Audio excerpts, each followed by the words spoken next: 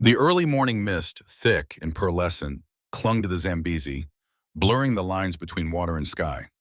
Tendai Moyo, lean and weathered by years under the African sun, pressed binoculars to his eyes, the cool metal a stark contrast to the burning dread in his gut.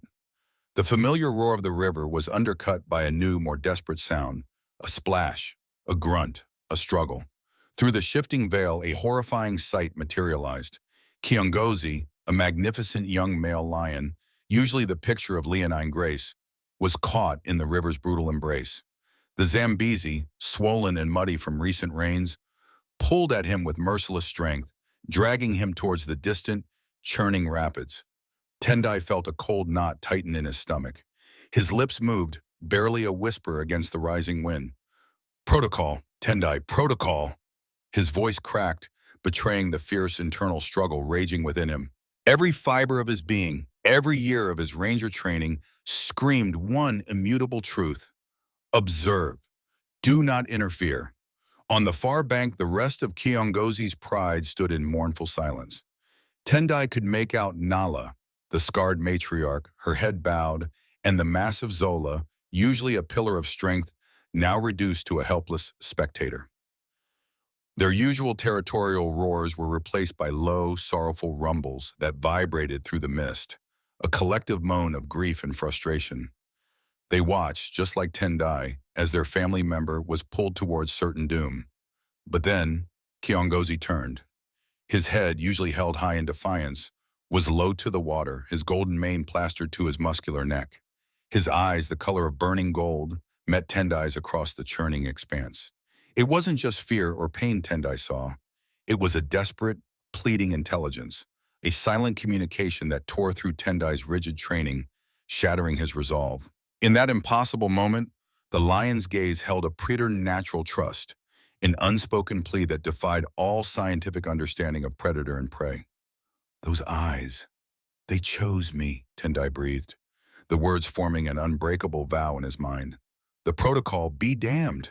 His career, his reputation, even his life. None of it mattered against the raw, overwhelming imperative to save this one life. Tendai bolted, sprinting back to his jeep, the ground crunching under his boots. He yanked open the rear door, pulling out a bright orange tourist raft. His hands, usually steady, trembled violently as he fumbled with the foot pump, forcing air into the rubber chambers.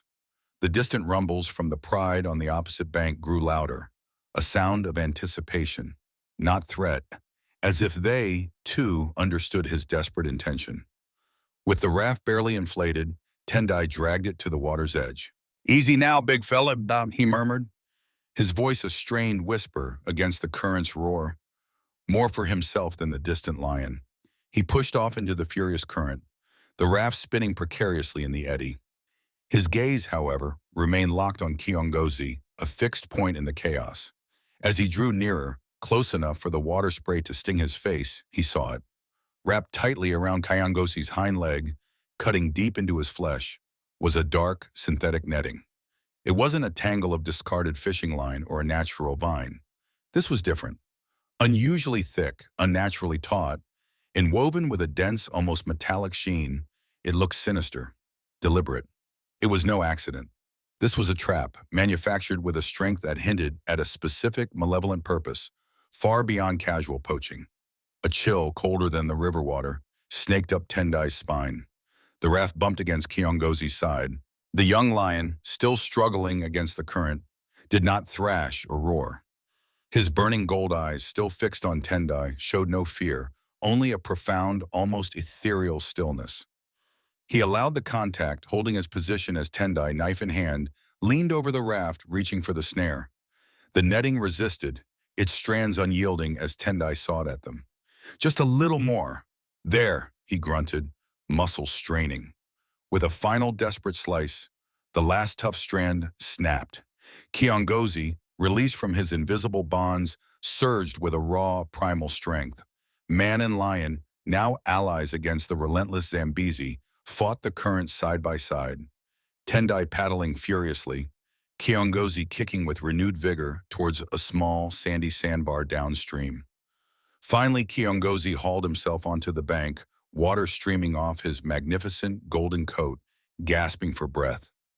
Tendai stayed in the shallows, chest heaving, his own lungs burning. He watched the lion, ready to retreat, his mind reeling from the impossible, the forbidden act he had just committed. But Kiongozi did not flee. Instead, the massive lion turned back, facing Tendai fully, and then, slowly, deliberately, lowered his massive head in an unmistakable, profound bow.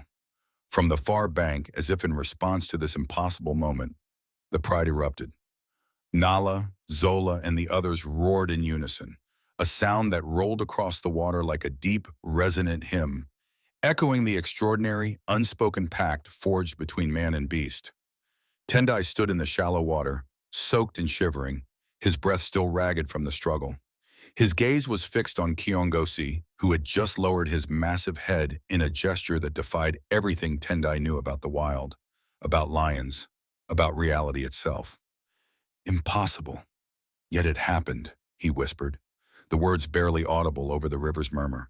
The raw awe of the moment eclipsed his exhaustion, his fear, even the gnawing dread of violating protocol. Then Kiongozi took a slow, deliberate step towards Tendai, moving with a silent grace that belied his recent ordeal. He stopped just beyond arm's reach, his golden eyes unwavering. Tendai felt a surge of adrenaline, but it wasn't fear. It was something akin to profound wonder. Kiongozi leaned forward, and with an intimacy that sent shivers down Tendai's spine, pressed his forehead lightly against the very edge of the inflatable raft, a silent, powerful acknowledgement. It was a gesture of trust, of profound connection, that bypassed species, transcending the natural order. Tendai's training screamed at him to retreat, to put distance between himself and the apex predator. But a deeper, more primal instinct rooted him to the spot, unmoving. Kiongozi eventually drew back, then turned towards the riverbank, glancing over his shoulder at Tendai. It was an unspoken invitation, clear and undeniable. On the opposite bank, the pride, Nala, Zola, and the others, had begun to move downstream, mirroring Kiongozi's new trajectory, their massive forms waiting patiently. Tendai understood. This was not a request, it was an expectation. With a deep breath that tasted of river mist and metallic fear, Tendai hauled his raft ashore, securing it with practiced movements. He clipped his radio to his vest, a symbolic gesture. He knew he couldn't turn away now. This wasn't just a rescue, it was a summons. Before following, he knelt by the water's edge, carefully collecting the severed pieces of the dark, synthetic netting. Under his fingers, the material felt unnaturally stiff, almost metallic despite being caked with river mud. This was no ordinary nylon or discarded plastic. As he scraped away the grime, he saw them, fine iridescent filaments, woven within the dark strands, glinting subtly in the diffused morning light. They caught the faint rays like tiny, embedded prisms, unlike any natural fiber or typical industrial plastic he had ever encountered. The netting was unusually thick, its weave impossibly tight. A cold certainty settled over him. "This isn't from here, not just litter," he murmured. This was a specialized, potentially illegal trap, manufactured with a sophistication far beyond the crude snares he occasionally found, laid by desperate local poachers. This hinted at something more organized, more sinister. The unusual durability, the unique material, it spoke of engineering, of intent, of a purpose he couldn't yet grasp, but which whispered of danger. Tendai pushed himself up, his boots squelching in the mud, disbelief heavy with each step. He began to follow Kiongozi, who was now moving slowly along the bank. The pride on the far side of the Zambezi continued their parallel movement, the lionesses occasionally turning their heads, their intense gazes fixing on Tendai, as if confirming he was indeed keeping pace, honoring the unspoken pact. He considered calling in, alerting his superiors, but what words could he use? "I saved a lion, and now he's leading me somewhere, and his pride is watching me. They'd think he was mad, or worse, drunk." His career would be over before he could even begin to explain. He looked at Kiongozi, whose limp was more pronounced now, the angry red marks of the netting still visible against his golden fur. Tendai winced, knowing infection was an imminent threat. The netting's nature continued to nag at him. Too advanced for simple poaching, too specific for random pollution. It felt purposeful, What kind of operation used such technology? What was its unseen purpose? The Zambezi whispered secrets, and Tendai was being led directly into their depths. Tendai followed Kiongozi, the lion's subtle limp, a constant, painful reminder of the urgency. The path wound away from the Zambezi, leading into a dense thicket that eventually opened onto a secluded glade, dappled with the morning sun. Here, the entire pride was gathered. Nala and the lionesses had formed a protective, almost sacred circle around Kiongozi, who lay exhausted in the center. Zola, the formidable black mane leader, stood sentinel at the edge of the clearing, his powerful form radiating an ancient, unyielding authority. From his vantage point on a low ridge overlooking the glade, Tendai watched, his heart pounding a frantic rhythm against his ribs. This was unprecedented. Then Zola turned his massive head. His piercing, unreadable eyes found Tendai on the ridge, and then he lowered his head. A slow, profound, deliberate bow, mirroring Kiongozi's earlier gesture, but carrying the immense weight of a patriarch's acknowledgement. Tendai's breath caught in his throat. Twice in one morning, he murmured, a disbelieving laugh escaping his lips.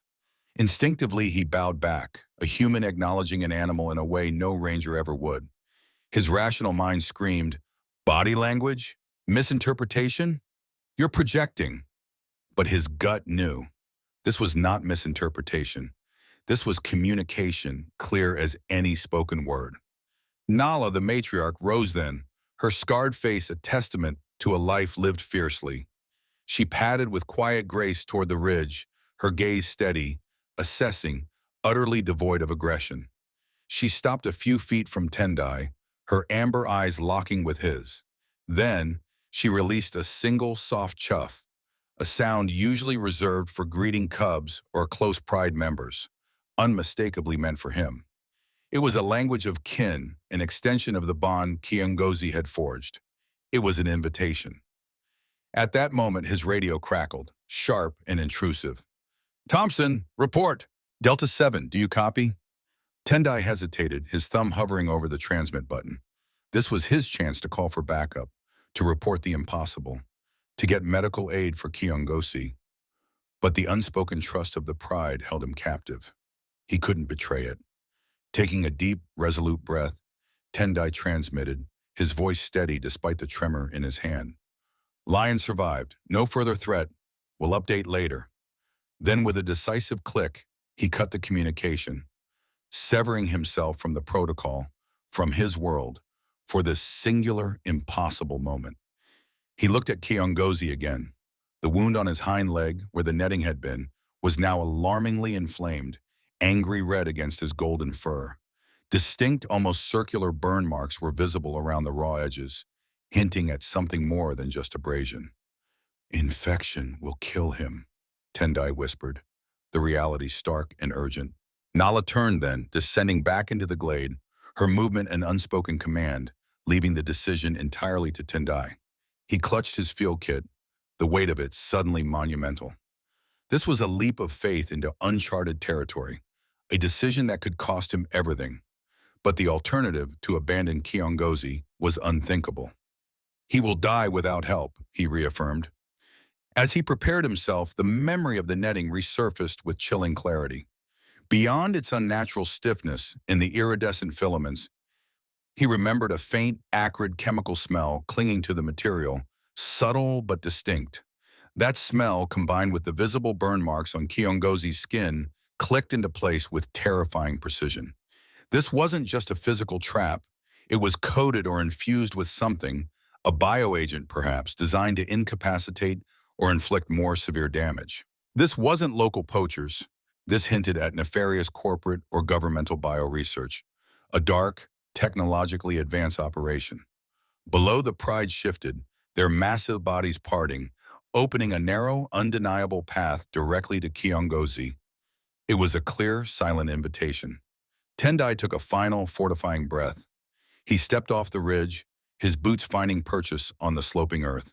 Every step was a crossing of an ancient, forbidden threshold, moving deeper into a mystery far grander and more perilous than he could have ever imagined. Tendai knelt within the heart of the glade, a human island surrounded by a sea of tawny fur and watchful, unblinking eyes. The air hummed with a potent mixture of primal power and unnerving stillness. Kiongozi lay before him, breathing shallowly, his golden coat dulled by fatigue. The wound on his hind leg was raw, angrily red, and visibly irritated, the edges of the lacerations dark with what Tendai now suspected was more than mere bruising. Opening his field kit, Tendai murmured softly, his voice a low, rhythmic drone meant to soothe both himself and the great cat. "Just me, lad. We'll keep this clean." He dipped a sterile cloth into a bottle of antiseptic. The strong, medicinal scent permeated the air, a stark contrast to the earthy smell of the glade. As he carefully poured the antiseptic over the wound, Kiongozi flinched, a deep, guttural growl rumbling in his chest. Immediately, the entire pride surged forward, a ripple of powerful muscle and coiled aggression. Tendai froze, his own heart lurching. Then, Nala, the matriarch, released a single, steady chuff. The sound was soft but authoritative, a command that stilled the surging pride. Tendai, his hands trembling slightly, swallowed hard and continued his work, his focus absolute. He dabbed the wound, wiping away grit and dried blood, his fingers acutely aware of the distinct, almost cauterized burn marks that traced the outline of where the netting had cut. This wasn't just physical abrasion, it was a chemical burn. With deliberate precision, Tendai's fingers probed the edges of the wound. Discreetly, he found a minuscule piece of the dark netting still embedded in Kiongozi's fur, clinging stubbornly. He pried it loose, a shard no larger than his fingernail, and hid it in his palm, pressing it tightly. Later, he would examine it. He finished dressing the wound, tying the sterile cloth in place, creating a crude but effective bandage. Kiongozi, exhausted, rested his heavy head on the ground, his eyes half closed but still fixed on Tendai. An extraordinary pact had been forged in that moment, a silent contract between two beings from vastly different worlds. As Tendai withdrew, Nala approached, her movements fluid and silent. She lowered her head, her scarred muzzle brushing the ground near the bandaged wound, a gesture of profound acknowledgement. Her amber eyes met Tendai's, a silent communication passing between them, an acknowledgement across species that defied language. Then Zola, the massive black-maned leader, rose. His immense form seemed to swell, filling the space between Tendai and the rest of the pride. He advanced slowly, his gaze heavy, judging. Tendai held his breath, aware that this was the ultimate test. Zola stopped before him and then, with slow, undeniable gravity, lowered his massive head in a deep, solemn bow. It was an act of profound respect, of acceptance, acknowledging Tendai's courage and his healing act. A chorus of soft chuffs rolled through the glade, a collective affirmation from the pride, echoing Zola's decision. Tendai, tears blurring his vision, bowed back, a silent, profound understanding passing between them. He, Tendai Moyo, Ranger of the Zambezi, had been accepted. The pride then closed its circle around Kiongozi, their powerful bodies forming a protective barrier. Their low rumbles, once a sound of mournful worry, now softened into a lullaby of comfort and safety. Tendai stood, feeling the weight of their gaze, the profound trust. He was one who belonged, if only for this sacred moment. He covertly re-examined the tiny sample of netting in his hand. Under the subtle shift of the morning light filtering through the canopy, he saw it. The dark strands were not solid. They possessed a complex, multi-layered fiber structure, almost braided, and the iridescent filaments, previously just glinting, now emitted a faint, unnatural luminescence, a pale, cold glow that seemed to pulse faintly. This wasn't just a trap, it was something highly specialized, perhaps bioactive, a sophisticated, clandestine operation involving bioengineered or chemically treated materials. The implications sent a cold dread through him, promising a much larger, darker truth hidden beneath the savanna's surface. If you've been following Tendai's impossible journey so far, you know things have gotten intensely personal and utterly unbelievable. Just when you think you understand the depths of this bond between man and beast, the truth lurking beneath the surface of the Zambezi is about to shatter everything. This isn't just a story about a heroic rescue. It's a terrifying glimpse into a conspiracy far darker and more dangerous than any of us could have imagined. Hit that like button, subscribe, and share this video, because what Tendai uncovers next could literally cost him his life. and potentially expose a global threat hidden in plain sight. Tendai remained kneeling in the glade, a profound silence settling over him, dense and heavy with the weight of the pride's acceptance. Hours seemed to blur, marked only by the gentle shifting of the lions around him, the soft huffs and murmurs of a family in repose. Kiongozi, his breathing now deeper and more even, rested comfortably, the sterile dressing a stark white patch against his golden fur. Lionesses, with an almost human tenderness, groomed his mane and flanks, their low, contented hum a lullaby. Tendai knew his time within their sacred circle was ending. Soon the pride would move, melting back into the savannah as effortlessly as they had appeared. He watched Zola, the massive male whose vigilant eyes never strayed far, and Nala, the matriarch, whose calm presence radiated an ancient wisdom. Then Kiongozi stirred. He rolled onto his belly, his muscles protesting slightly, then pushed himself up, shaky but stable. He turned his head, fixing his amber eyes directly on Tendai. And then he stepped forward, slowly, deliberately, bridging the last vestiges of the divide between them. Kiongozi stopped just inches from Tendai, and then, with a warmth that radiated through Tendai's chest, pressed his forehead lightly against Tendai's. It was a tangible touch, real and deliberate, a silent thank you, a profound recognition that transcended species. Tendai swayed, overwhelmed, a tightness in his throat, his vision blurring. He had crossed into something new, something ancient, something kin. He was no longer just a ranger. He was a participant in an extraordinary, impossible narrative. Zola rose then, his black mane rippling like a dark tide. He let out a low, commanding roar, the signal. The pride, with a collective rustle of fur and muscle, flowed as one towards the dense reeds at the edge of the glade, disappearing into the emerald shadows. Kiongozi lingered for a moment, his eyes glowing like embers in the dappled light, meeting Tendai's one last time before he, too, turned and vanished. Left alone in the now empty glade, Tendai's hands instinctively went to the tiny piece of netting he had secured. He pulled it out. The faint luminescence he'd observed earlier was now undeniable, a cold, unnatural glow emanating from the iridescent filaments embedded within its complex, multi-layered fibrous structure. Suddenly, fragmented memories surfaced from the suppressed corners of his mind. Hushed reports from other protected areas. Whispers of strange animal illnesses, unusual behavioral changes in wildlife, and even more bizarre, highly resistant traps found in other sectors that had been quickly covered up. They had been dismissed as anomalies, as isolated incidents of sophisticated poaching. But now, with the bioluminescent, chemically treated evidence in his hand, a chilling realization hit him with the force of a physical blow. "This isn't just poaching," he whispered, the words tasting like ash. "This is organized, bioengineered." And he understood the true nature of the threat. This wasn't local villagers setting snares.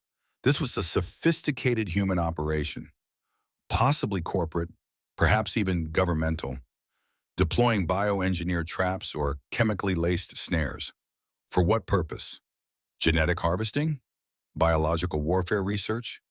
Illegal wildlife experimentation? His Zambezi, was being turned into a dangerous, forbidden laboratory. Tendai understood now.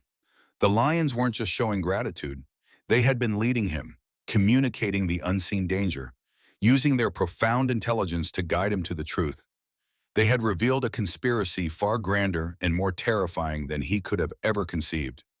He knew he could not simply report this to his superiors. They would dismiss it as madness. He had been given forbidden knowledge, and with it, a new mission. He must uncover the full truth, no matter the cost. Darkness began its slow descent over the Zambezi, painting the glade in shades of deepening indigo and charcoal. Tendai, physically exhausted but mentally alight with a terrifying new understanding, gathered his field kit. The weight of the day, the rescue, the bows, the impossible connection settled upon him. He could still feel the lingering warmth of Kiongozi's forehead pressed against his chest, a brand of profound, silent trust. The glade was now empty of the great cats, their departure as silent and swift as their arrival.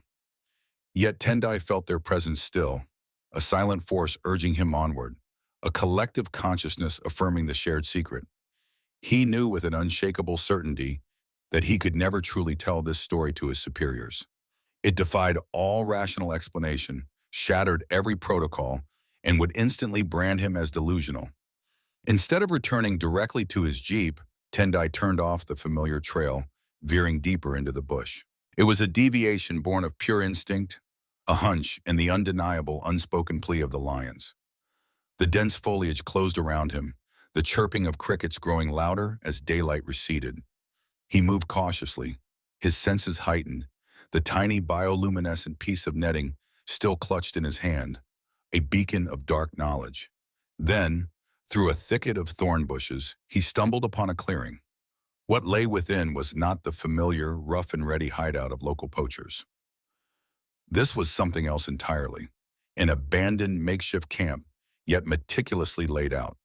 Sophisticated, unmarked monitoring equipment lay strewn about, some still faintly humming, powered by discrete solar panels. Specialized chemical containers, their labels devoid of any recognizable brand or hazard symbol, were stacked neatly. His heart pounded.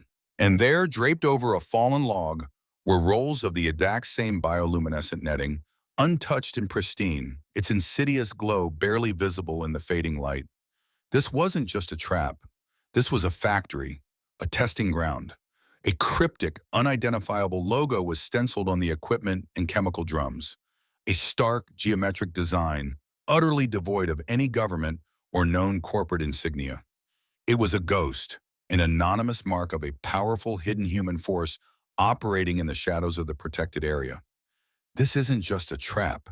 It's a lab, a testing ground, Tendai whispered, the chilling truth dawning on him. A powerful, unseen entity was conducting unethical experiments, developing dangerous biotraps, or perhaps even harvesting genetic material from the wildlife in this forbidden territory. The Zambezi was not just a river, it was a clandestine laboratory. The full weight of the lion's actions settled upon him. He understood. They hadn't just shown him gratitude. They had led him here, trusted him, an outsider, to see what they, with all their strength and primal wisdom, couldn't fight. They knew, he said, his voice a hoarse whisper in the deepening twilight. They were trying to show me. He stared at the evidence, the silent camp a testament to humanity's insidious darkness. He knew with absolute certainty that exposing this meant challenging an unseen, dangerous enemy, an enemy with resources far beyond anything he could imagine. My life, my career. The stakes were impossibly high. But then the memory of Kiongozi's pleading eyes, Zola's solemn bow, Nala's chuff of acceptance, and the warm, trusting touch against his chest solidified his resolve. This was no longer just about protocol or personal risk. It was about a deeper truth, a moral reckoning. With trembling hands, Tendai began covertly photographing the scene.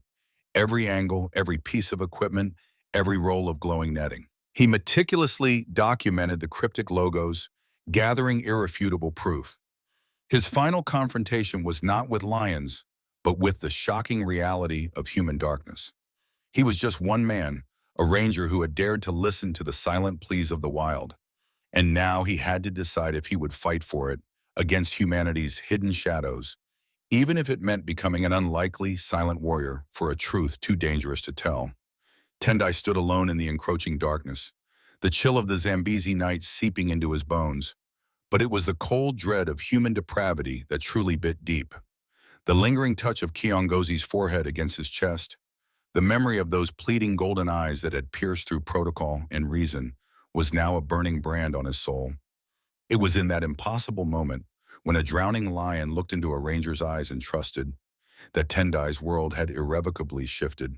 The very river, swollen and furious, that had threatened in Kiongozi's life, now seemed to murmur with a new, more insidious danger, the shadow of humanity's dark ambition.